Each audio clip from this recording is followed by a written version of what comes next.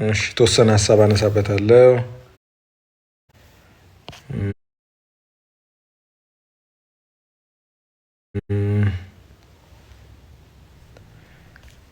ቱ ኢንተር ኢን ጅቡቲ ያ ጅቡቲ ማሳለጫ ነው። ያው ፍሪዞን ባይ ዘ ዌይ እንደውም ፍሪዞን በተወሰነ መንገድ የዶላርን ኢፌክት ስታቢላይዝ ቢዝነሶች እያደረጉበት ያለበት መንገድ ነው።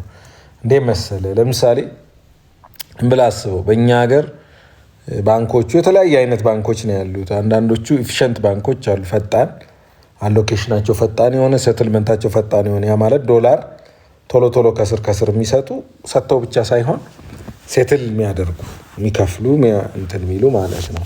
አሁን ዝም ብለህ ብታስብ ዛሬ ላይ ፐርሚት ቢፈቀድልህ በባንክ ያ ባንክ እየታሸ የዛሬ ወር ከሆነ ሴትል የሚያደርገው ኤክስቼንጅ ሬቱ የኤክስቼንጅ ሬቱ ሴትልመንት በሚሰራበት ሰዓት በጣም ሊያብጥ ይችላል እና ከዛ ይልቅ እቃዎችን ወደ ፍሪዞን አምጥቶ ከፍሪዞን በማንሳት ሰም ሌቭል ኦፍ የዛን ሪስክ የመቀነሻ መንገድ የሆነበት ሁኔታ ነው ያለውና እሱ የፍሪዞኑ ኢምፓክት ለማሳለጥ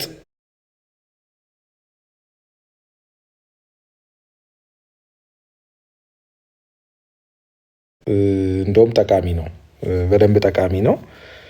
ያ እሱ ነው። ባንኮች $150 ሚሊዮን አረበት ነው ጨርሰውታል። ይሄ ነገር ሌላም ሰው ከዚህ በፊት ጠይቆኝ ነበረ። ባንኮቹ የተመደበላቸው 150 ሚሊዮን አልሰጡም የሚል ነገር አንዳንድ ሰዎች እያነሳችሁ ነው። ኧረ ቆዩ፣ ወዲያው ነው፣ አንድ ቀንም አላደረም። እስካሁን አልበተንም አሉ እንዴ? እስቲ ጻፍልኝ፣ እስካሁን አልበተንም ያለ ባንክ ካለ ሸውደዋል። ረጂ እና 150 is gone.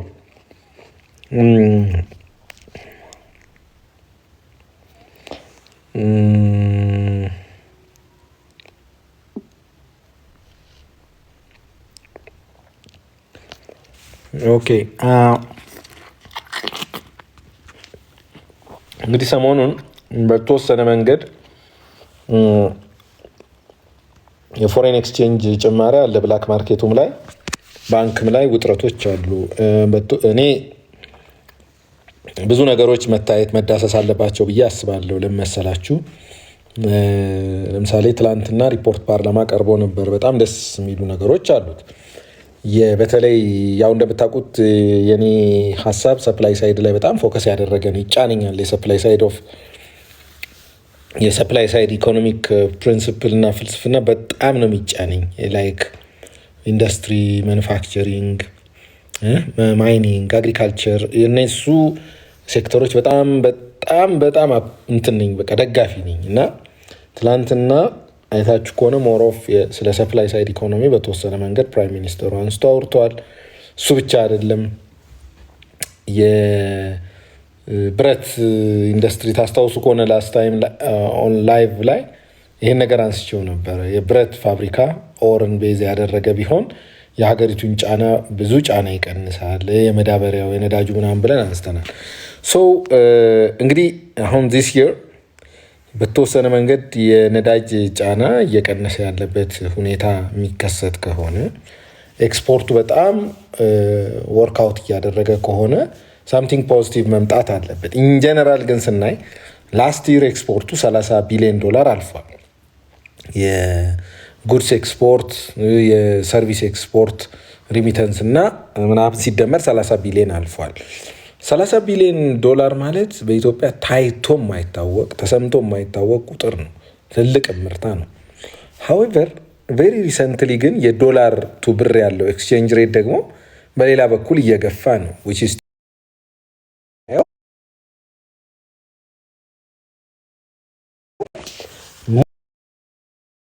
ዲስከቨሪ ፖይንት ላይ ደርሰን ስታቢላይዝ ማድረግ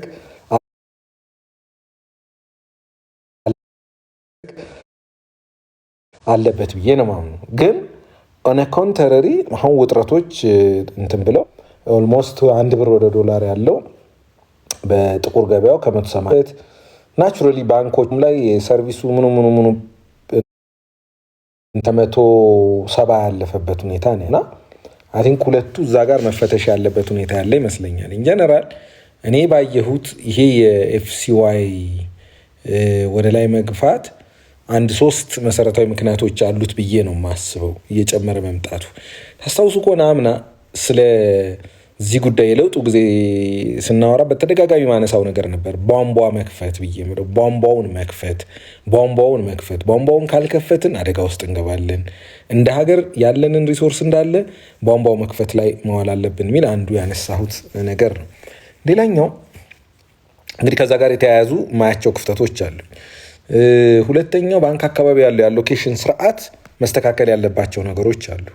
እንደውም ከዚህ በፊት የነበረው የአሎኬሽን ስርዓት ሞር ፕሪዲክተብል በጣም ተገማች እና እንደውም የተሻለ ነው እስኪባል ነው አሁን ያለው ሁኔታ። ባንኮቹ ጥሩ አሎኬት የሚያደርጉት እንዳሉ ሆነው ይዘው ሬታቸውን እየጨመሩ አሎኬት የሚያደርጉም አሉ በዛው ልክ which is አደገኛ። ያ ማለት የባንኩን ትርፋማነት ማስቀደም ብቻ ከሆነ ከባድ ነው የሚሆነው። ለምን እንደ ሀገር ሪስፖንሲቢሊቲ ስላለ ማለት ነው። ባንኮች ላይ ከፍተኛ ኃላፊነት አለ። ለዛ እኮ ነው ንግድ ባንክ አንዳንዴ እየከሰረ እንኳን ዶላር አሎኬት ያደርጋል። እየከሰረ በውድ ገዝቶ በርካሽ አሎኬት የሚያደርግ። በርካሽ ስል በጣም ርካሽ ማለት አይደለም። ከገዛበት አንጻር ሊያዋጣው በማይችለው ሬት አሎኬት እንደሚያደርግ አውቃለሁ። ሌሎችን ባንኮች አንዳንዶቹ እንደዛ ያደርጋሉ። አንዳንዱ ባንክ ደግሞ ተፈጥሯዊ እኮ ነው አይደል? አሁን ለምሳሌ $100 ሚሊዮን ያለው ባንክ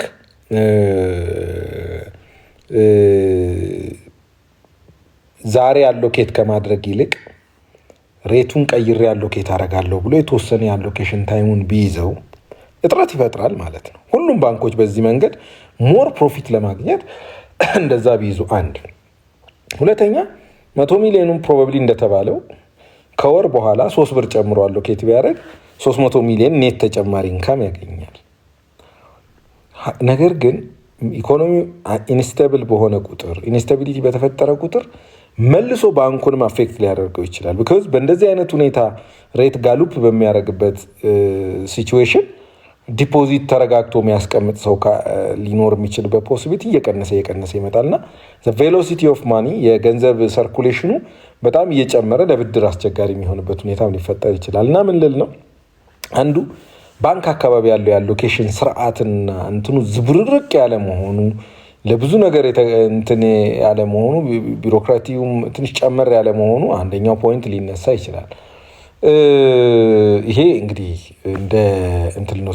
ሌላው አይ ቲንክ መታየት ያለበት እኔ ዝም ብዬ ስጠይቅ አንዳንድ በተለይ የዚህ የጥቁር ገበያውን የመግፋት ሁኔታ ውስጥ እንዲከሰት ሊያደርጉ የሚችሉ ግብይቶች የሚኖሩ ይመስለኛል። ቤዚካሊ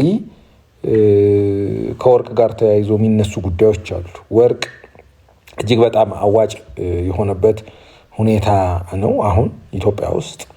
ኢቭን የአርቢትሬጅ ፕራይሲንግ ሊኖር የሚችልበት ሁኔታ አለ። አርቢትሬጅ ፕራይሲንግ ማለት ከሌላ ሀገር ወርቅን ገዝቶ አምጥቶ አሁን ባለው ሬት ሽጦ የሚያዋጣበት ሁኔታ እንዳለ ሰዎች ያወራሉ። እሱ ማለት አርቢትሬጅ ፕራይሲንግ ሲከሰት ራሱ ይዞ የሚመጣው ጣጣ አለ። ለምሳሌ ከሌላ ሀገር ወርቅ ገዝቶ እዚህ አምጥቶ በመሸጥ አዋጭ ነው ከተባለ ከሌላ ሀገር ወርቅ ገዝቶ ለማምጣት ዶላር ይፈልጋል ማለት ነው። አዋጭ እስከሆነ ድረስ በደንብ ለመክፈል ፍላጎት ሊኖር ይችላል እና መሰል ኢሾች ኢንቱ ኮንሲደሬሽን መግባት ያለባቸው ይመስለኛል። ሶስተኛው ቅድም ያልኩት የቧንቧ መክፈት ሂደት ውስጥ ቶሎ ኢምፖርት ሰብስቲቱት የማድረግ ሂደት ውስጥ ጥሩ ነገር አለ፣ ግን በሚባለው ልክ ነው ወይ የሚለውን ትንሽ መፈተሽ ያስፈልጋል። በሚባለው ልክ ማለት የፈለግኩት ምንድን ነው? ስቲል እኮ ይሄ ሁሉ ዶላር ምንድን ነው ለኢምፖርት ነው የሚፈለገው። ሰብስቲቱት እያደረግን ከሄድን የዶላር ዲማንዳችን ሪላቲቭሊ ስቴቢላይዝ እያደረገ መምጣት አለበት ማለት ነው። ከዛ አንጻር ሲታይ ወላሁ አለም እዛ አካባቢ ፍተሻ የሚፈልግ ይመስለኛል እና አሁንም ውጥረቱ ሊቀጥል የሚችልበት ፖሲቢሊቲ ይታየኛል። እነኚህ መሰረታዊና ሰርጂካል ስራዎች ካልተሰሩ ማለት ነው። ሰርጂካል ስራ እየተሰራ ከሄደ ሊቀዛቀዝ ይችላል እና የተሻለ ሊሆን ይችላል የሚል እንትን ነው ያለኝ። ሪሰንትሊ ያው ማነው ቢ140 እንትን እንዳልከው ኦልሞስት ሁሉም ባንኮች አሎኬት ማድረግ አቁመዋል። ያ ማለት ምንድን ነው? ምን ሆነ መሰላችሁ? ኦኬ ሌት ሚ ቴል ዩ ዲስ ፕሮባብሊ ይሄንን ኦኬ እሺ ሌት ሚ ቴል ዩ ዲስ። ከዚህ በፊት እንደሚታወቀው ባንኮቹ አሎኬት በሚያደርጉ ሰዓት የተወሰነ ገንዘብ ጨምረው አሎኬት የሚያደርጉበት አሰራር ነበር። የተወሰኑ ባንኮች ምን ያደርጋሉ? አንደርቴኪንግ ያስፈርሙና አንደርቴኪንጉን ያ ሰው ይፈርማል። የተወሰነ ብር ጨምራለሁ ብሎ ከባንኩ ጋር ተስማምቶ እዚህ ባንኮቹ ከሚጽፉት ሬት በተጨማሪ 4 ብርም 5 ብርም እየጨመረ የመግዛት ነገር ነበረ። ባንኮቹም ያቺን ጭማሪ ኮንሲደር አድርገው ተደራድረው የጨመረ ገንዘብ ከፍለው ዶላር የመግዛት ሂደት ነበራቸው። ቬሪ አሁን እሱ ነገር ራሱን የቻለ ክፍተት እያመጣ ስለመጣ ብሔራዊ ባንክ እንደዛ እንዳያደርጉ አቅጣጫ ሰጥቷቸዋል። ኢነዌይ ግን ምን ተፈጥሯል? የተወሰነ በሰማሁት ኦልሬዲ በዚህ መንገድ እንሸጣለን ብለው ጨምረው የገዙ ባንኮች ነበሩ።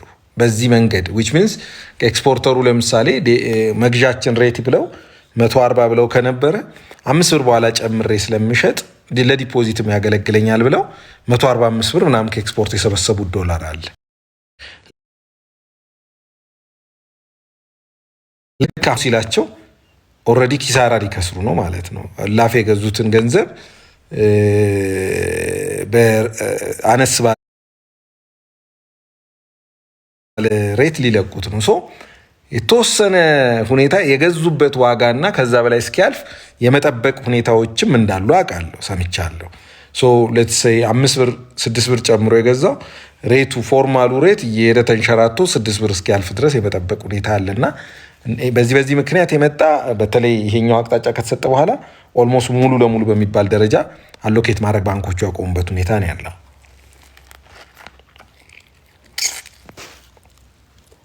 ኦኬ እሺ፣ ሰላም ጥሬ ገንዘቡን በምን ቀይረ አንተ ነገር ያለው ብሔራዊ ባንክ ቲቲ እስከ 50 ሺህ USD ድረስ ፈቅዷል። ነገር ግን ባንኮች እያስተናገዱ አይደለም፣ መመሪያ ወርታች አልወረደም ይላሉ። የቲቲ ጉዳይ በቅርብ ጊዜ አሁን የቲቲውን ጉዳይ ራሱን የቻለ ችግር ይዞ ስለመጣ ቁጥጥር እየተደረገበት ነው በስፋት። ምንድን ነው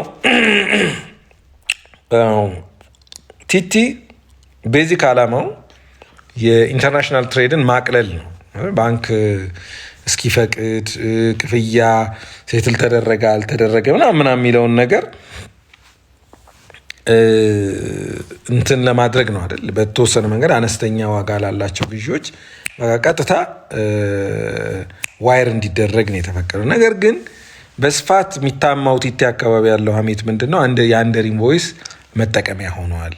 ከዚህ በፊት እንደውም አሁን በቅርብ ቀርቶ እንጂ $5,000 ቲቲ የ100 ሺዎች እቃ ይገባል። ያ ማለት ምን ማለት ነው? አንድ ሰው በ5,000 ቲቲ የ100 ሺህ እቃ አስገብቷል ካልን $95,000 ከጥቁር ገበያ ገዝቶ ውጭ ከፍለዋል እንደማለት ነው። ያ ማለት ምን ያደርጋል? የጥቁር ገበያውን ጉልበት ይሰጠዋል ማለት ነው። ኦክሲጅን ይሰጠዋል። እሳቱ እንዲቀጣጠል ኦክሲጅን ይሰጠዋል። ላይክ ቲቲ አንደር ኢንቮይስ ቁጥጥር ስለማይደረግበት ቀሪውን በብላክ እየተገዛ ከመጣ ብላክ ላይ ያለውን ጥቁር ገበያ ላይ ያለውን ትራንዛክሽን ያቀጣጥለዋል ማለት ነው። ከዛ አንጻር ቲቲን የመከልከል ሳይሆን ብሔራዊ ባንክ ጋር ያለው አቋም ከጉምሩክም ጋር በመነጋገር አንደር ኢንቮይስን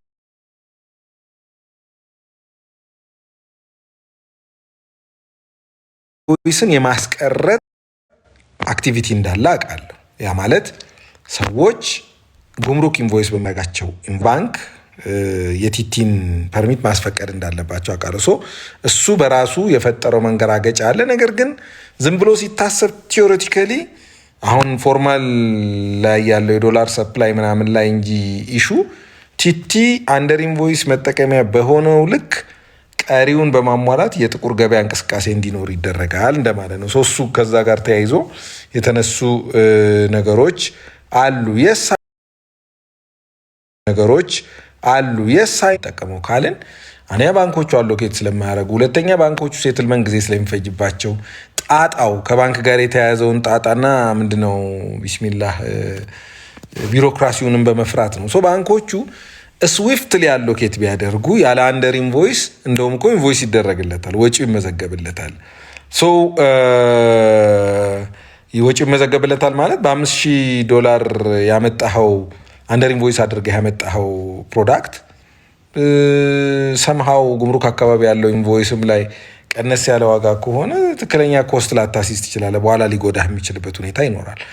ፎርማል የሆነው የባንክ አሎኬሽን መሆን እኮ ለነጋዴውም የተሻለ ነገር ነው። ነገር ግን ያ የዶላር አሎኬሽን ስትሪም ላይን ካልተደረገ ሰዎች ዶላርን ፎርማሊ ካላገኙ ኦፕሽናቸው ምንድን ነው የሚለው ከምርም አስቸጋሪ ይሆናል እና አብረው የሚሰሩት ስራዎች ብዙ ነገሮችን የነካካ መሆን አለበት ለማለት ነው።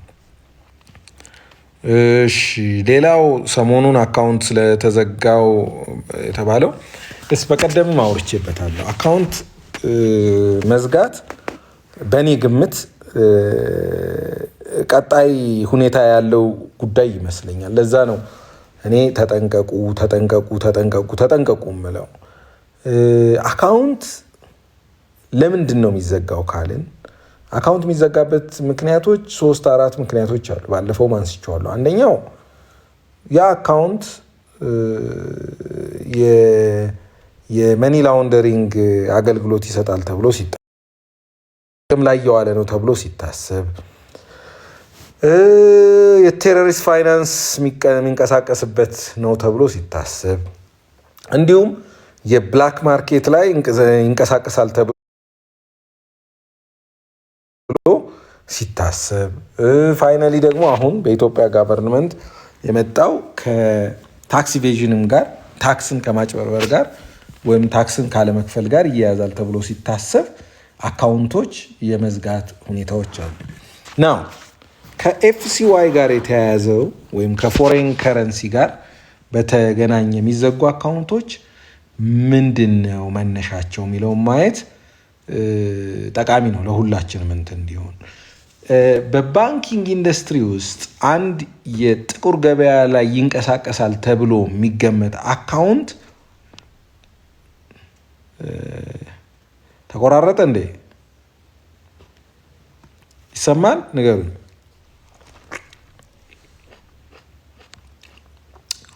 ንገሩኝ። ይሰማል?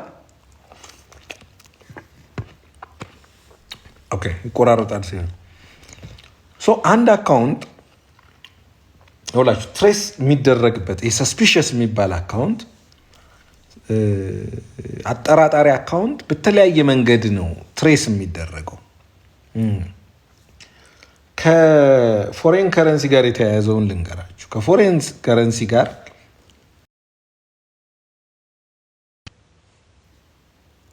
ይሰማል? እስቲ ኮንፈርም አድርጉኝ። ይቆራረጣል የሚሉ ልጆች አሉ። ይሰማል እንዴ?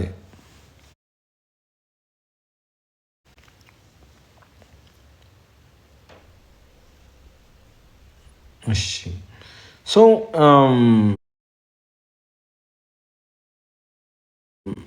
አካውንት የኤፍሲዋይ ጋር ሪሌትድ የሆነ ሰስፒሽስ አካውንት አጠራጣሪ አካውንት የምንለው ትራክ የሚደረግበት ወይም ያ አካውንት ሰስፒሽስ ነው የሚባለው እንዴት አይነት ባህሪ ሲኖረው ነው የሚለውን ማወቅ በጣም ጠቃሚ ነው። የፎሬን ከረንሲ እንግዲህ ማቀውን ልንገራችሁ። ማቀውን ወይም አይ ቲንክ በቃ ዳትስ አ ፋክት፣ ሙሉ ለሙሉ እንደ ፋክት ውሰዱት። ምን አይነት ግምት አለ? አንድ ለጥቁር ገበያ እንቅስቃሴ የሚውል አካውንት በባህሪ ምን ተብሎ ነው የሚወሰደው? ማልቲፕል ትራንዛክሽን ይካሄድበታል ተብሎ ነው የሚወሰደው። ይሄን አስምራችሁ ያዙልኝ። ማልቲፕል ትራንዛክሽን ይካሄድበታል ማለት ወይ ብዙ ብር ይልካል ያ አካውንት፣ ከዛ አካውንት የሚነሳ ሰፊ ብር አለ።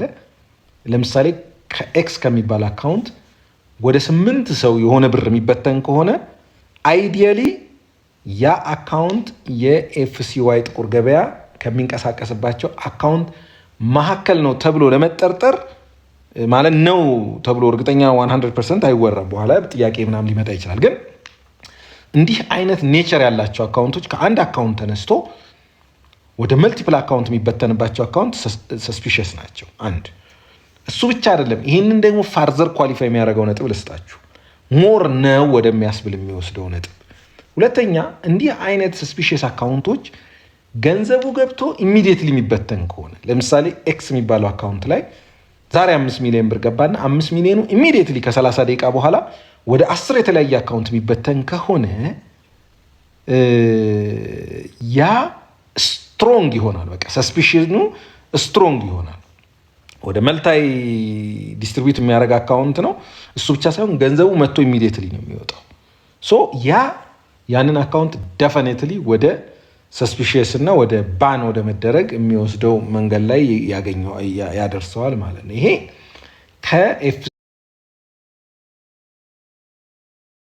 ከኤፍሲዋይ ጋር በተያያዘ ከዚህ ጋር ተያይዞ እንግዲህ አንዳንዶቻችን እንትን የምንለው እንዲሁም ሲወራ መልቲፕል አካውንት ውስጥ ወደ እኛም ቢመጣ የእኛንም ነው እንደዛ የሚያደርገው። ለምሳሌ የሆነ ክፍያ ኖሯችሁ ከዛ አካውንት ላይ ተነስቶ ወደ እናንተ ቢመጣ የእናንተ አካውንት ነው እዛ ውስጥ ተካቶ ሊዘጋ የሚችለው ማለት ነው።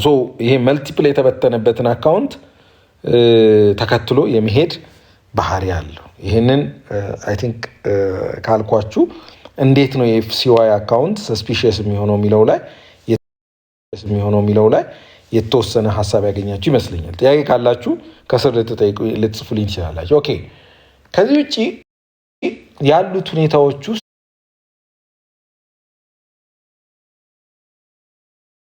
ሳውንደሪንግ ክድቢ አንታይ መኒ ቴሮሪስት ምናምን ግን ብዙ ላይ ሆን ስለሚችል ከኛ ሀገር ጋር ሌላ ሁለተኛው ሬሌቫንት የሆነው የአካውንት ክሎዥር ምክንያት ደግሞ አሁን የመጣው ከታክሴሽን ጋር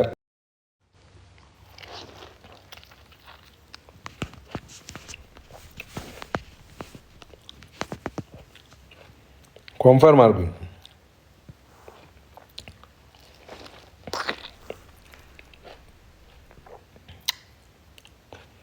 ለምንድን ነው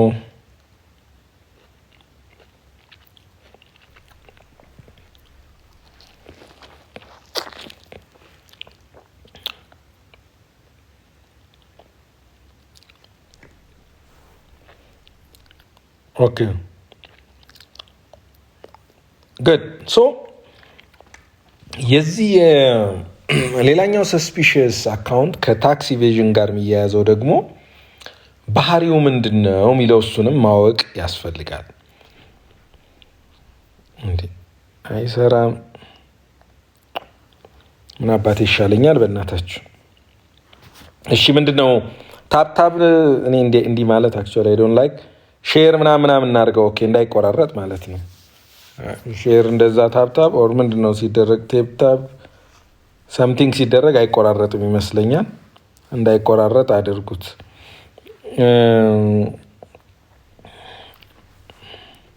እየሰራ ነው። ኦኬ ጉድ ሶ ይሄ የታክሲ አሁን ደግሞ በጣም ሲሪየስ የሆነው ከዚህ ከታክስ ኢቬዥን ጋር የተያያዘው የሰሞኑንም አካውንት ምን አይነት ባህሪ ያላቸው አካውንት ነው የሚለው መለየት ያስፈልጋል። ከታክስ ኢቬዥን ጋር የሚያያዙ አካውንቶች 2-3 አይነት ባህሪ ያላቸው አካውንቶች ናቸው ለዛ ሰስፒሽየስ የሚሆኑት። አንደኛው ታክስ ሰው ኢቬድ ያደርጋል ተብሎ ሲታሰብ ዘ ቤዚክ አሳምፕሽን ምንድነው? ከቢዝነሱ ውጪ እንቅስቃሴ ያደርጋል ነው አንዱ። ሁለተኛ ያልሆነ ኮስት ቢልድ አፕ አለው ነው።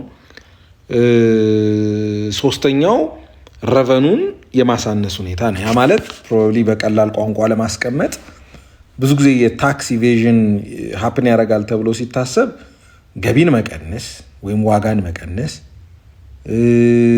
ወጪን ከፍ ማድረግ እና ደግሞ ከቢዝነስ ትራንዛክሽን ውጪ ማንቀሳቀስ፣ ገንዘብን ከተቋም ውጪ ማንቀሳቀስ የሚለው ነው። ከአካውንት ጋር የሚያያዘው ሶስተኛው አንድ ሰው ቢዝነሱ ላይ ያለው እንቅስቃሴ ምንም አይነት ሊሆን ይችላል። በቢዝነሱና በግል አካውንቱ መሃል ያለ ፎርማል ብድር ውል የሚደረጉ ከዚህ ወደዛና ከዛ ወደዚህ የሚመጡ ገንዘቦች ዲፎልት ጥርጣሬ ውስጥ የሚገቡት የታክስ ኢቬድ ለማድረጊያ ነው። ናቹራሊ እኮ ምን አይነት ይሆናል መሰላችሁ? ይሄ ለስራ ቅለት ብለን ልናረገው የምንችለው ሊሆን ይችላል። በሶል ፕሮፕራይተርሺፕ ጊዜ ያ አክሰፕተብል ነው። ከሶል ዩዥዋሊ የግል አካውንት እና የድርጅቱ አካውንት ዋን ኤንድ ሴም የሚሆንበት ሁኔታ ስላለ ማለት ነው። በፒኤልሲ እና በግለሰብ መሀል ለምሳሌ እኔ ከፒኤልሲ ጋር ባለኝ ግንኙነት ከኔ አካውንት ወደ ፒኤልሲ እኔና ፒኤልሲ የተለያየን ሰፐሬት ኤንቲቲ ነን። ዩ ሃቭ ቱ ኖ ዲስ ወር ሰፐሬት ፒኤልሲ ኢዝ ኤ ሰፐሬት ኤንቲቲ። ፒኤልሲ ሼር ካምፓኒ የምንላቸው አደረጃጀቶች ራሳቸው ሌጋል ስብዕና ናቸው። ለምሳሌ እገሌ ባንክ ሲባል ያ ባንክ የማን ነው ብትባሉ የእገሌ እኮ አትሉም። ባንኩ ስብዕና አለው። ይከሳል፣ ይከሰሳል፣ ያተርፋል፣ ይሸጣል፣ ይገዛል ምናምን። ልክ እንደዛ ፒኤልሲ የራሱ የሆነ ሌጋል ፐርሰናሊቲ ያለው ተቋም ነው ተደርጎ ነው የሚወሰደው። በግል ከፒኤልሲው ጋር የምናረገው ልውውጥ ፍሪኩዌንሲውና አማውንቱ ከፍ ሲል ራሱ የመታየት ሂደት አለው። ምክንያቱም ኬት ነው ያመጣኸው የሚለው ጥያቄ ይመጣል። በግል እንደ ሙከሚል አካውንቱ ላይ ላለው ገንዘብ ኬት ነው ያመጣኸው ቢል መመለስ ይችላል ወይስ አይችልም ነው ጥያቄ። ኦኬ መመለስ ይችላል ወይስ አይችልም ነው ጥያቄ። ሌላው እኔና ቢዝነሱ በተለይ ምን ተጠንቀቁ፣ እዚህ ጋር አስምራችሁ ያዙልኝ። እንዲህ አይነት ሁኔታ ውስጥ ያላችሁ ሰዎች ፒኤልሲ ሲመሰረት ሼር ሆልደርስ አሉ። ከሼር ሆልደር ሜጀር ሼር ሆልደር የምንላቸው ሰዎች ለምሳሌ 30%፣ 40%፣ 50%፣ 60%፣ 70% ሼር ያላቸው ሰዎች ላይ ፎከስ ይደረጋል።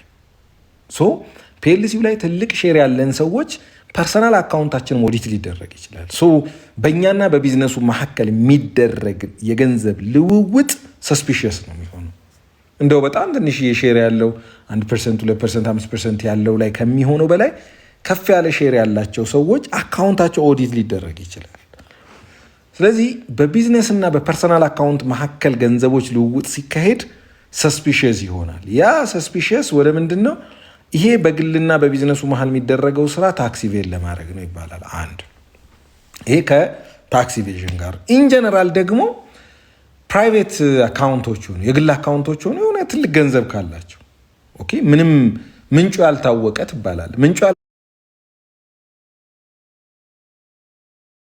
ያልታወቀ ማለት ባይዘው ካታጎሪካሊ ምን ላይ ፎል ያደርጋል መሰላችሁ? ምንጩ ያልታወቀ ከተባለ ላውንደሪንግ ሊሆን ይችላል። የሆነ በወንጀል የተገኘን ገንዘብ ወደ ፎርማል የማድረግ ሂደት ውስጥ ያለ ገንዘብ ነው ተብሎ ሊታሰብ ይችላል። ከቴሮሪዝም ጋር ሊያያዝ ይችላል። ከታክስ ኢቬዥን ጋር ሊያያዝ ይችላል። ኢን ዲስ ኬዝ ሞር ፎከሱ የሆነው ምንድነው? ዝም ብሎ አንድ ግል የሆነ አካውንት ላይ ከፍ ያለ ገንዘብ ካለ እና በዛ በሰስፒሽየስ ካታጎሪ ውስጥ ከገባ ጥያቄ ማስነሳቱ አይቀርም። በፊት ማንም ዞር ብሎ አይጠይቅም ነበር። እገሌ የሚባል አንድ የ10 ሺህ ብር ደሞዝ ሰራተኛ አካውንቱ ላይ 50 ሚሊዮን ብር ይቀመጣል። ከምርም እኮ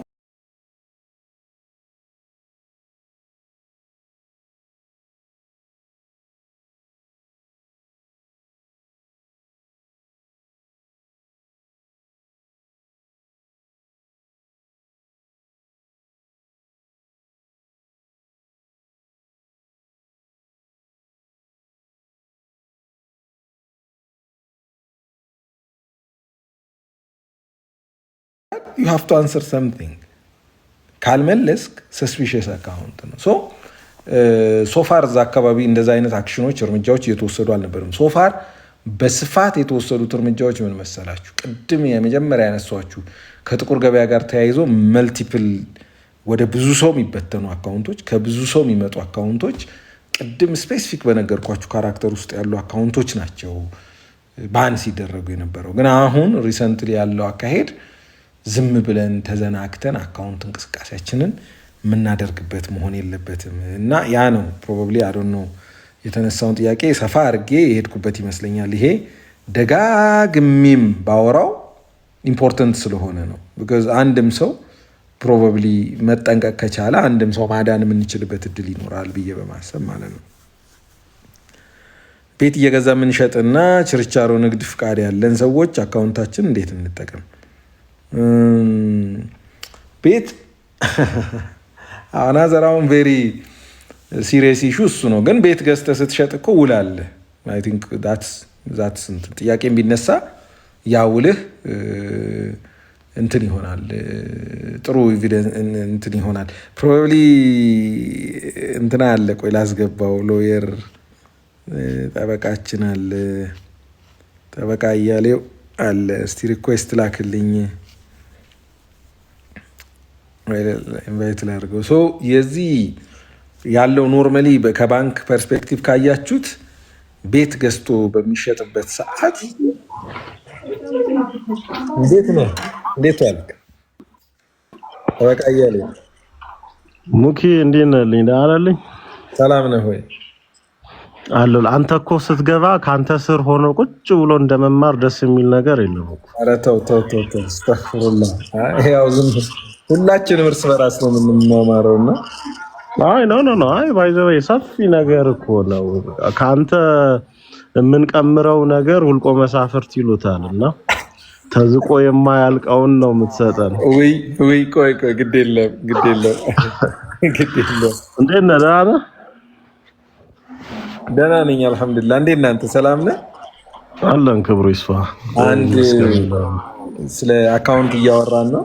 ያስገባውህን አንድ ልጅ ቤት ገዝተን የምንሸጥ ሰዎች፣ ችርቻሮ የምንሰራ ሰዎች እሱ እንዴት ነው ብሎ እያለ ነው። ትንሽ አስብበት። እኔ የጀመርኩትን ልጨርስና ሀሳብ እንሰጥበታል።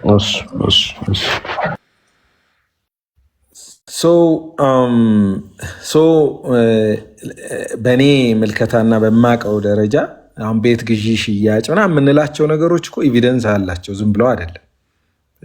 ፕሮባብሊ ከፍ ዝቅ ማለት ነገር ይኖራል፣ ግን አትሊስት መነሻ ነገር አለው። ከዛ ውጭ ያለው ነው ለጀስቲፊኬሽን ከባድ ሆኖ የከረመው። ኢቨን ባን የተደረጉ አካውንቶች ራሱ አሁን ጥያቄ ሲነሳባቸው የቤት ውል ብቻ ስላቀረብክ ደግሞ አይሆንም። የቤት ሽያጩ ውል ምን ይደረግ የሚል ነገር ይነሳል። ውልና ማስረጃ ተሄዶ ሰርቲፋይ ይደረግ ትባላለ። አክቹዋሊ ሀፕን ካደረገ ያ ትራንዛክሽን ሰርቲፋይ አስደረገ ማምጣት አለብህ ማለት ነው። እሱ ብቻ አይደለም፣ ሌሎችም የምታመጣቸው ኤቪደንሶች ወደ ቬሪፊኬሽን ሊጠየቅባቸው ይችላል እና ከዛ አንጻር እሱን ጥንቃቄ ይፈልጋል። ኢንጀነራል አይ ሆፕ ባለፈውም ብያለው ዴር ዊል ቢ የትራንዚሽን ፌዝ፣ ባንኮቹም እስኪዘጋጁ ሲስተም ዲፕሎይ እስኪያደርጉ ምናምን የራሱ የሚወስደው ጊዜ አለ። ግን አቅጣጫ ነው፣ ዳይሬክሽኑ ያ ነው። እኔ በምን አላምንም መሰላችሁ? አይ ግድ የለም ይሄ ይረሳል ምናምን በሚለው ምንድን ነው የሚባል ነገር አለ አይደል? አይሆንምን ትተሽ ይሆናልን ያዢ ነው። ይሆናልን ትተሽ አይሆንምን ትተሽ ይሆናልን ያዢ። ከወዲሁ አንዳንድ አላስፈላጊ የምናረግ አስገዳጅ ካልሆነ በቀር ዝም ብለን በፍላጎት የምናረጋቸው ነገሮች ላይ ጥንቃቄ ማድረግ ይፈልጋል እና ለጠበቃ እያሌው እስቲ የተወሰነ ሀሳብ ሼር ያደርጋል። እሺ ሙኬ ቴንኪው። ጥያቄው ያው እንግዲህ ቤት እየገዛን እየሸጥን ያለን ሰዎች ትራንዛክሽናችን ሀይ ስለሚሆን በአዲስ ብሔራዊ ባንክ ባወጣው ማስጠንቀቂያ ላይ ተጎጂ እንሆናለን ነው ወይ ነው አይደለም? ያው ጭብጡ ከዚያ አይዘልም ብዬ ነው።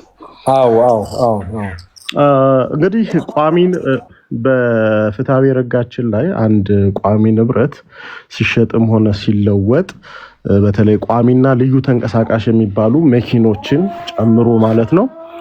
ይሄ በተለምዶ የመንደር ውል በሚባል ሽያጭ ይከናወናል። ነገር ግን ይሄ የመንደር ውል በሕጉ አስገዳጅ የሆነው ኤሌመንት በውልና ማስረጃ ወይም ደግሞ በፍርድ ቤት ውሉ መመዝገብ መቻል አለበት። ስለዚህ በተጨባጭም ደግሞ ያ ገንዘብ መዋል አለበት፣ ያ ገንዘብ መሆኑን ማረጋገጥ አለበት። ያው እንግዲህ እንደምታውቀው ካፒታል ጌን ታክሱን ወይም ደግሞ ለስም ዝውውር የሚከፈለውን ክፍያ ለማስቀረት በማሰብ 30 ሚሊዮን ብር የተሻሻጡትን ንብረት 10 እና 15 ሚሊዮን ብር በማድረግ በውልና ማስረጃ ግብይት ይፈጽማሉ። ይህ ሲሆን ደግሞ ይሄ ራሱ በውልና ማስረጃ ያደረጉት የውል ስምምነት ራሳቸው ላይ ተቃራኒ ማስረጃ ሆኖባቸው ያስፈርድባቸዋል ማለት ነው። ይሄ አንዱ መጠንቀቅ ያለባችሁ ነገር። ምንም እንኳን ውልና ማስረጃ ውላችሁን ብታደርጉም ውልና ማስረጃ የምታደርጉት ውል ከዚህ በኋላ በተለይ ከዚህ ዓላማ ጋር በተያያዘ በጣም እጅግ ጥንቃቄ ማድረግ ያለባችሁ ኤግዛክት አማውንት ኦፍ መኒ ትራንዛክት ያደረጋችሁትን ነው መስመዝገብ ያለባችሁት ወይም መጽደቅም ያለበት።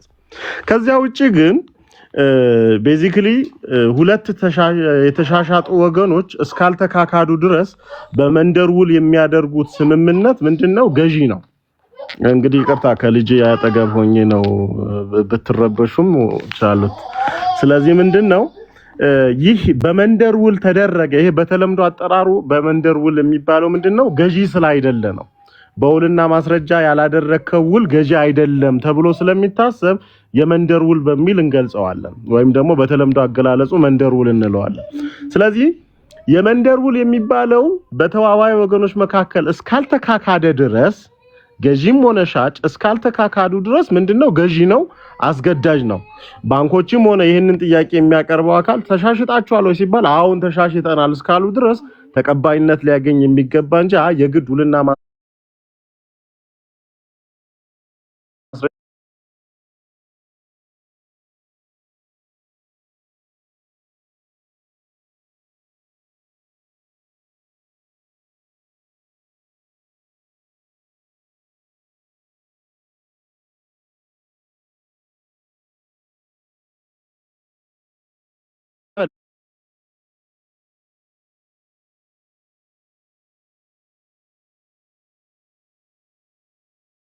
ላህ ማለት ነው።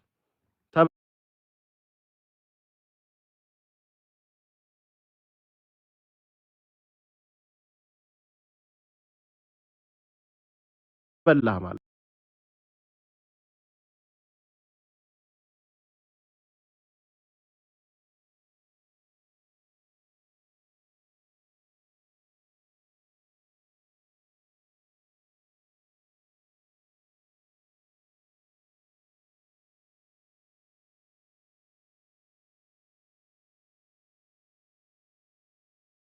ለምሳሌ ያህል ቤቱን የምትሻሻጡት በ40 ሚሊዮን ብር ቢሆንና ቅድመ ክፍያ ወይም ቀብዲው 5 ሚሊዮን ብር ከሆነና ቀሪውን አከፋፈል በተመለከተ በአንድ አመት ሊሆን ይችላል በ6 ወር እከፍላለሁ በሚል በውል ቃሉ ላይ ካልተገለጸና ይህም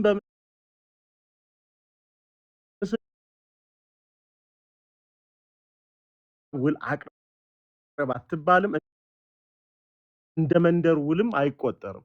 ስለዚህ እቺን ነገር ሌላ ጊዜ በሰፊው እናወራለን፣ ራሷን ችላ ነጥብ ስለሆነች ማለት ነውና ሙኬ ይሄን ይመስላል። ታንክ ዩ በጣም ቴንኪዩ ጠበቃ እያሌው። እንግዲህ በነፃ ለምትሰጠን ሀሳብ እጅግ በጣም ፈጣሪ ይክፈል እላለሁ። የኔ ኦዲየንሶችም ጠበቃ እያሌውን ተከተሉት። ብዙ ነገር እኔም እየተማርኩ ነው። አም ኦልሶ ሂዝ ፎሎወር። ቴንኪዩ ጠበቃ እያሌው።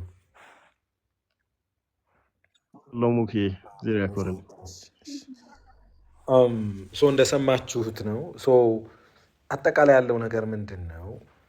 የሆነ ነገር እየተቀየረ ሲመጣ አብረን መቀየር ይኖርብናል። ራሳችንን አብዴት ማድረግ ይኖርብናል። አሁን ስለ ገንዘብ ምናምን ባለፈው ሳወራ በጣም ያሳቀኝና ብዙ ላይክ ያገኘው ኮመንት ምንድን ነው? እንደው በብር መገበያየት እንጀምራለን እንደ በፊቱ የሚል ነበርና አሁን የሆነ ሰው ነው ኮመንት ያደረገው። እንደዛ ቀላል አይደለም ማይ ፍሬንድ፣ እንደዛ አይደለም። እንዴት አብሬ ሄዳለሁ አዲስ ከሚመጣው ሲስተም ጋር ወደሚለው አስተሳሰብ እንጂ መግባት ያለብን ገንዘብን ጭኜ እንትን አደርጋለሁ እንዳትል። እስርስር እያለ ነው የመጣው አሁን ሲስተሙ። ገንዘብ ፔመንቶች ዲጂታል እየሆኑ ነው። ካሽ ይዘህ የምትንቀሳቀሰው የሚፈቀድልህ ከሆነ በታች እየሆነ ነው። ስለዚህ አንተ ብቻህን የሆኑ ሚሊዮኖች ካሽ ጭነ መኪና ላይ ልዞር የምትችልበት እድል በጣም የጠበበ ነው። ራዘር ጉዳዩን ተረድቶ በደንብ አንደርስታንድ አድርጎ እንዴት አብሬ ላስኪደው ትላለህ እንጂ በአሞሌም ልትነግድ አትችልም፣ በካሽም ዞረ ልትነግድ አትችልም። አሁን ጊዜው በጣም እንትን ብሏል። ዲሎች እኮ ትልልቅ ዲሎች አብረው ባክድ ዲጂታል ተብሎ ቢል በቃ ያበቃል። ከዚህ በፊት ሲባል እንደነበረው ማለት ነው። ይሄንን አኮርዲንግሊ አካውንታችን ላይ የሚደረጉ እንቅስቃሴዎች ላይ እጅግ በጣም ጥንቃቄ ማድረግ ይኖርብናል። ዛሬ ይሄ ነገር ሀፕን ሊያደርግ ይችላል፣ ላያደርግ ይችላል፣ ነገ ሀፕን ሊያደርግ ይችላል። ኢንዲፔንደንስ ግን ከወዲሁ ከሰማንበት ጀምሮ መጠንቀቅ ይኖርብናል። ሉክ ሌላው ምን እየመጣ ነው? ዲጂታል አይዲ እየመጣ ነው። ዲጂታል አይዲ ኦልሞስት ኤቭሪዋን ዲጂታል አይዲ ውስጥ እየገባ ነው። አክስለሬት እየተደረገ ነው። በዲጂታል አይዲ ሁሉም የሰራነው ነገር ይታወቃል። የሆነ ፖይንት ላይ ሁሉም ሰው ዲጂታል አይዲ ሲኖረው ብላችሁ አስቡ። ወይም አብዛኛው ከተሜ ኤቭሪቲንግ ከዲጂታል አይዲ እንዳይወጣ ማድረግ ይቻላል። ልክ አሁን አሜሪካን ስትሄዱ ሶሻል ሴኪሪቲ ነምበር ሃይሊ ሪሌትድ እንደሆነው ማለት ነው። ሶሻል ሴኪሪቲ ነምበር ከሌለ አካውንት አትከፍትም። ኢትስ ቬሪ ዲፊካልት አካውንት ለመክፈት። ከሶሻል ሴኪሪቲ ነምበር ጋር ነው ሁሉ ነገር። ዲጂታል አይዲ ያልኩኝ ሶሪ፣ ናሽናል አይዲ። ያው አንዳንዴ ማወራውና ጭንቅላት የሚያስበው ይለያያል። ቴንኪዩ ጠበቃ። የናሽናል አይዲ ባይትሰልፍ እንትን አለ ምልል ነው። ስራችንን ስንሰራ አዲስ የሚመጣውን ነገር እንዴት ነው ለምጄው አብሬ ልራመድ እችላለሁ ብላችሁ ማሰብ እንጂ በዚህ መንገድ ኮምፕላይ አላረግም ብለህ ብትል በፊት ነበር። አሁን እንደዛ አይደለም። ጊዜው የቴክኖሎጂ ፍጥነት፣ የዲጂታይዜሽኑ ፍጥነትና መሰል ነገሮች ራሱ በዛ መንገድ እንዳንሄድ የኔን ኤክስፔክቴሽን ልንገራችሁ። ግሎባሊ ከሆነ ጊዜ በኋላ ፊያት ገንዘብ ይጠፋል ባይ ነኝ። ፊያት ገንዘብ ምንድነው? የወረቀቱ ወረቀት ገንዘብ ፎር ዛት ማተር ነሰሰሪ ላይሆን ይችላል፣ አስፈላጊ ላይሆን ይችላል። በተለይ የዚህ የዲጂታል እንትን ፔኔትሬሽኑ እየሰፋ ሲሄድ በቃ ወረቀት ገንዘብ ለምን ያስፈልጋል? ዝም ብለህ እንደ ዊቻት እንደ ቻይና እንደሚከፈልበት የምትከፍልበት አይነት ሲስተም ከሆነ ዋይ ዱ ዋንት ወረቀቱ? ስለዚህ ምንድነው ወረቀቱን በመያዝ አናመልጠውም ለማለት ነው። እና እሱን እንትን በሉ ኢንቱ ኮንሲደሬሽን አስገቡ። ሌላው በተደጋጋሚ አንድ ሰው ስለ ንብ ባንክ ያነሳልኝ ጥያቄ አለ። ንብ ባንክ በምን ምክንያት ነው እንዲህ ፋይናንሻል እንትኑ ደከም ያለው የሚል እንግዲህ ዜናም ላይ እንደተሰማው ባንኮች ነጥብ ያዟት እንትን ከዚህ በፊት ማለት ይቻላል። በባንክ አሰራር ምን የሚባል ነገር አለ? ከውጭ ምንዛሬ ጋር የተያያዘ ፖዚሽን ምንለዋል። ሎንግ እና ሾርት ፖዚሽን ይባላል። ሎንግ ፖዚሽን ማለት አንድ ባንክ ትርፍ ዶላር ሲኖረው ማለት ነው። እጁ ላይ ያልተጠቀመበት ዶላር ሲኖረው ወይም ነገ ሊጠቀምበት የሚያስበው ዶላር ፖዚቲቭ ነገር ሲኖረው ሎንግ ፖዚሽን ይባላል። ሾርትም ሎንግም ፖዚሽን ዳይሬክቲቭ የባንክ ቢዝነስ ዳይሬክቲቭ የሚለው ምንድን ነው? አንድ ባንክ የካፒታሉን 15% ድረስ ሎንግ ፖዚሽን መያዝ ይችላል፣ ዶላር መያዝ ይችላል በእጁ። የካፒታሉን 15% ማይነስ ድረስ ደግሞ ዶላር ሳይኖረው መፍቀድ ይችላል ይላል። ሳይኖረው መፍቀድ ይችላል። ባንኮች ዱዲ በከና $1 ሳይኖራቸው ያቺን የሾርት ፖዚሽን ህግ በመጠቀም ኤፍሲዋይ ሊፈቅዱ ይችላሉ። ፎር ሰቨራል ሪዘንስ ቢኮዝ ኦፍ ሰቨራል ሪዘንስ። ናው ለውጡ ሲካሄድ እጃቸው ላይ ዶላር የነበራቸው ባንኮች አሉ፣ ሎንግ ፖዚሽን የምንላቸው። በዛው ልክ ደግሞ የተወሰኑ ባንኮች እጃቸው ላይ ሾርት ፖዚሽን የነበሩ፣ ያ ማለት እጃቸው ላይ ዶላር ሳይኖር አሎኬት ያደረጉ ህጋዊ ነው። ፖይንቱ ግን ምንድን ነው? እልልቢታውን አንዳንዴ ምን ይፈጠራል? ሾርት ፖዚሽን ሬጉላቶሪ ዋይዝ 15% ነው ብያቸዋለሁ። ለምሳሌ አንድ 10 ቢሊዮን ብር ካፒታል ያለው ባንክ የ15 ቢሊዮን ወደ ዶላር ተቀይሮ መያዝ ይችላል ማለት ነው። 15 ቢሊዮን ማለት ወደ 100 ሚሊዮን ዶላር አካባቢ ማለት ነው። ምን ይሆናል? መያዝም ይችላል፣ ሳይኖረው 100 ሚሊዮን ዶላር አሎኬት ማድረግም ይችላል። ናው ፕሮብለም ላይስ ልክ ይሄ ለውጥ ሲከሰት እጃቸው ላይ ሎንግ ፖዚሽን ላይ የነበሩ ባንኮች እና እጃቸው ሾርት ፖዚሽን የነበሩ ባንኮች ነው። ሁለት ባንክ ልውሰድላችሁ። በአጋጣሚ 100 ሚሊዮን ዶላር ሎንግ ፖዚሽን ላይ ያለን አንድ ባንክ ኤ እና ኔጌቲቭ 100 ሚሊዮን ዶላር ለሰው ያበደረ ለሰው አሎኬት ያደረገን አንድ ባንክ ብትወስዱ ይሄ 100 ሚሊዮን ዶላር እጁ ላይ ያለ ሰው ለውጥ ሆነ ማለት ከ50 ምናምን ብር ወደ 100 ምናምን ብር ገባ አይደል? ከ56 ብር ልክ 110 ብር ሲገባ 55 ብር ከእያንዳንዷ ዶላር ዊንድ ፎል አገኘ ማለት ነው። 100 ሚሊዮን ነበረው 5.5 ቢሊዮን ብር ኦል ኦፍ ሰደን ያተርፋል። በዛች የህግ ለውጥ ኦቨርናይት በነበረችው የህግ ለውጥ ብቻ። በዛው ልክ ደግሞ ሾርት ፖዚሽን ህጋዊ በሆነ መንገድ 100 ሚሊዮን ዶላር ሳይኖረው ቀድሞ የሰጠ ባንክ ያንን የፈቀደውን ዶላር ሰዎች ተጠቅመውታል። የተጠቀሙት በስንት ነው? በ56 ብር። ኦልሬዲ ለምሳሌ የዛሬ ወር ነው የፈቀደውን ነብል በ56 ብር ሰዎች ተጠቅመውት ሴትል ተደርጓል፣ ሄደዋል። ልክ የፈቀደውን 100 ሚሊዮን በፊት ሾርት የሚሆነው ቢካዝ ዶላር 50 ሳንቲም ምናምን ስለሆነ የሚጨምረው ኦኬ፣ ሾርት ፖዚሽን ላይ ሆነ ብትመድብ ሎስ አይኖረውም። ልክ ይሄ ለውጥ ከተለወጠ በኋላ ያን 100 ሚሊዮን ልክፈል ሲል ከገበያ ላይ ዶላሩ የሚሰበስበው በ100 ምናምን ብር ይሆናል ማለት ነው። በ58 ሚሊዮን በ56 ብር ለሰው ሰጥቶ በ100 ምናምን ብር ሲከፍል ማለት 100% እዛ ላይ ሎስ ያመጣል፣ ወር 80% ሎስ ያመጣል፣ 7% ሎስ ያመጣል። ያ ፕሮባብሊ 3 ቢሊዮን 4 ቢሊዮን ብር ሊሆን ይችላል። ቀላል አይደለም። 3 ቢሊዮን ሊሆን ይችላል። ሶ በዛ የመጣ ፐርፎርማንሳቸው በጣም ወደ ላይ ያበጣል። አሞንግ አዘር ቲንግስ በዛው ልክ ደግሞ የተጎዱ ባንኮች አሉ። ፕሮባብሊ አሁን እንግዲህ የምንሰማቸው አንዳንዶቹ ባንኮች በዚህ ኤፍሲዋይ ምክንያት የተጎዱ ናቸው። በዛች ፖሊሲ ለውጥ ማለት እችላለሁ።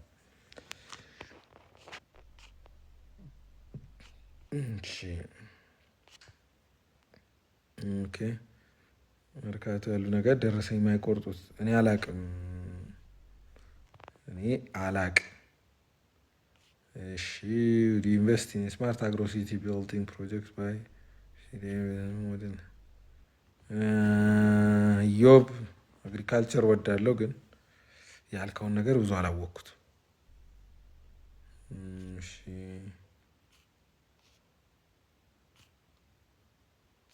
እሺ አይ ቲንክ አብሽር እንትን በሉ ወደኋላ ዩዥዋሊ ኦሬንጅ ወደኋላ ይሰራሉ።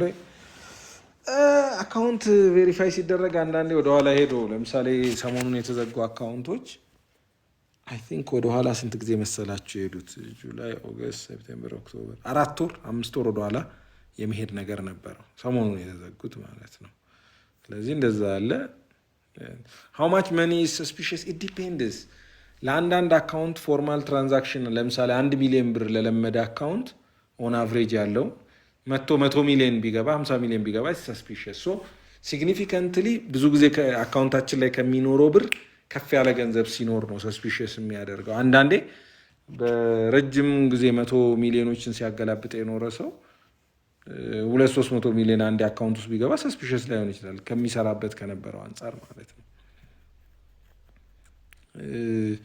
አይ ቲንክ በደንብ እየደከመኝ ስለሆነ ለዛሬ ይሄን ያህል ካልኳችሁ ብቅ እያልኩኝ ሀሳቤን አጋራችኋለሁ። ለዛሬ ይብቃኝ። ከክፍለ ሀገር ነው ነድቼ የመጣሁት፣ ደክሞኛል። ኦኬ እና ጉድ ናይት፣ በርቱ፣ ወደኋላ እንዳትሉ። ምንም ወደኋላ ማለት የለም። ሌላው በውስጥ የምትጽፉልኝ ሰዎች አንዳንዶቻችሁ መልሳለሁ፣ የአብዛኞቻችሁን አሁን እየመለስኩ አይደለም፣ ግን በደረስኩበት ካየኋቸው ጥያቄዎቹን ስፔሲፊክ የአንድ ሰው መረጃ እስካልሆነ ድረስ ለማሱ እያመጣው ለአጠቃላይ ይሆናል ባልኩት ልክ አነሳላችኋለሁ። ቴንኪዩ። ጉድ ናይት፣ በርቱ። ምንም በፍጹም ቅድምም አንዲት ቪዲዮ ሰርቻለሁ። ምንድን ነው የምትለው ቪዲዮዋ? ቢዝነስ የቸኮለውን ሳይሆን ምን ያለውን ነው የምትከፍለው ብያለሁ። ባይዞ የቢዝነስ ላይ ሰክሰስፉል ሆነው አሁን የሆነ ደረጃ የደረሱ ሰዎችን አብዛኞቹን ብጠይቋቸው 5 ተፎካካሪ ሆነን የጀመርነው ገሌ እንዲወጣ ገሌ ዘደበረውና ዘጋ ምናምን፣ እኔ ይኸው እስካሁን አለው ቢኮዝ ኦፍ ዛት የተሻለ ሆንኩ ምናምን ይሏቸዋል። እና የሆነ ነገር ሲከሰት ዘሎ በመዝጋትና በመውጣት አይደለም፣ በመታገሰ ነው። የታገሰውን ነው ቢዝነስ የምትከፍለው። እና በዛ መንገድ እንትን አድርጉ።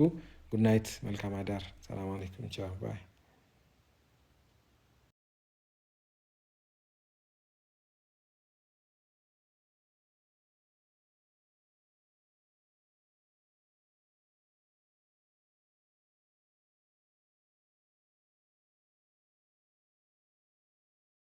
ለምን ነው 100 200 ፎሎ ነው የምትሸለሙት? ደምሩ 8ቱን ቤት በቅልጥፍናና በፍጥነት ደምሩ ጋይስ። በቅልጥፍናና በፍጥነት መደመር ጋይስ። ስምንቱን ቤት መግባት የመደመር ምልክት ጠቅጠቅ አንደኞች የኛ ፋሚሊዎች ትለያላችሁ። ገስቶቹ ቦታ ለቀቁ ጋይስ። ቀጣይ ተረኞች የታላችሁ እያልኳችሁ ነው ጋይስ። የት ናችሁ እየተባላችሁ ነው። ኑ በሴንድ ይኸው ገስቶቹ ቦታ ለቀቁ ጋይስ። ገስቶቹ ቦታ ለቀቁ። ገስቶቹ ቦታ ለቀቁ ፋሚሊ። ስክሪን ጫን ሴንድ ገስት የገቡት ጋር ስምንቱም ጋር መደመር ቀጥል። ይኸው ቀጣይ ተረኛ አለ። በየቤቱ የደመረ ሰው እየመጣውላችሁ ነው። ተቀበሉኝ። ከእናንተ የሚጠበቀው ምልከውን ገስት መቀበል ነው። እሺ መቅዲ የሚል አካውንት ገስት መቀበል ሴንድ ያረግሽ ያለሽው። አዳም የሚል አካውንት ገስት መቀበል። አዳም ይኸው ገስት አንተ ጋር ነው። ቃል የሚል አካውንት ቃል ይኸው እህታችን ቶሎ ብለይ። እስኩ የሚል አካውንት ይኸው ፍጠን ገስት ግባ። መቅደስ የሚል አካውንት ይኸው ገስት ግባ። ፈይሳ የሚል አካውንት ይኸው ገስት ግባ። ፈይሳ እሺ ቀጥል ወርቁ ቶሎ በሉ ተረኞች። እሺ ቶሎ በሉ ገስቶች፣ ገስት ተረኞች ግቡ። ገስቱ እናንተ ጋር ነው። አሁን የገቡትን 100 ፕላስ እና 200 ፕላስ ሁለተኛ ዙር የገባ ሰው ካለ ከ250 በላይ ፎሎ እስከ 300 ፎሎ ይሰጠዋል። ሁለተኛ ዙር ካለ ልክ እንደማን ይሄው እዚህ ጋር እሙ ገብታለች። 250 ወይ 300 ቡም ታደርጉልኛላችሁ። በተረፈ ስምንቱን ቤት ተሽቀዳድመን እንደምር። የስልካችንን ስክሪን መሃል ላይ መጫን በደንብ ሴንድ ማድረግ። ገስት የገቡት ጋር ስምንቱን ቤት ተሽቀዳድሞ መደመር ጋይስ። ገስት የገቡት ጋር ስምንቱን ቤት ተሽቀዳድሞ መደመር። መሽቀዳደም ፋሚሊ የመደመር ምልክት ብቻ ነው የምትነኩት ፋሚሊ። የመደመር ምልክት ብቻ ነው የምትነካው። የት እያንዳንዱ ገስት የገባው ጋር ጨረሳችሁ ሊወርድ ቀድሞ መገኘት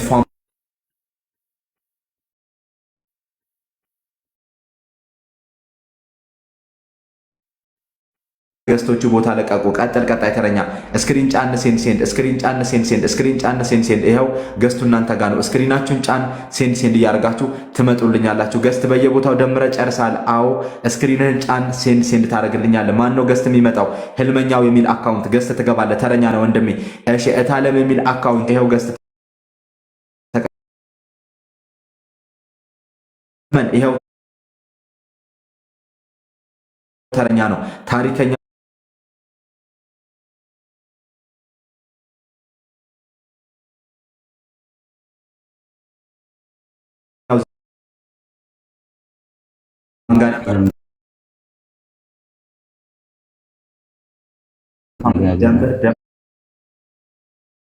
ደምር ገስት የገቡት ጋር ፕላስ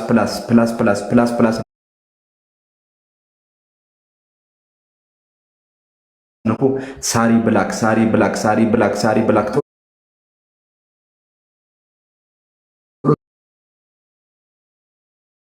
ገስት ግባ። እሺ ቶሎ በሉ። ቀጣይ ተረኞች ይሄው ገስት ጨርሼላችኋለሁ። ግቡና ተደመሩ። ግቡና ከ100 እስከ 200 ፎሎ ሰዱ። አሁንም ስምንቱን ቤት ቀድሞ መደመር ጋይስ። ገስት የገቡት ጋር ስክሪናችሁን ጫን እስከ መጨረሻው ጥግ ድረስ ስምንቱን ቤት ተሽቀዳድመን እንደምራለን ጋይስ። ገስት የገቡት ጋር ስምንቱን ጋር ቀድሞ ተሽቀዳድሞ መገኘት ጋይስ። ስምንቱን ቤት ፈጣን ጋይስ። ገስት የገቡት ጋር ስምንቱን ጋር ኢትዮጵያ ቤት አድርግልን። ስምንቱን ቤት የመደመር ምልክት ጠቅጠቅ መሃል ስክሪናችሁ መጫን ሴንድ ማድረግ ስክሪናችሁ መጫን ሴንድ ገስት የገቡት ጋር ቀጥቅጥ አድርገን መደመር ኢትዮጵያ ቤት ደመር ታሪከኛው ጋር እታለም ጋር ስምንቱን ቤት ደመር ከስማችሁ አጠገብ ስክሪናችሁን ጫን ሴንድ በደቂቃ ውስጥ አሁንም ከ100 በላይ ፎሎ እየሞላን እንቀጥላለን። ምን ለምታደርጉ ልጆች ስምንቱን ቤት ቀድሞ ለሚገኝልኝ አካውንት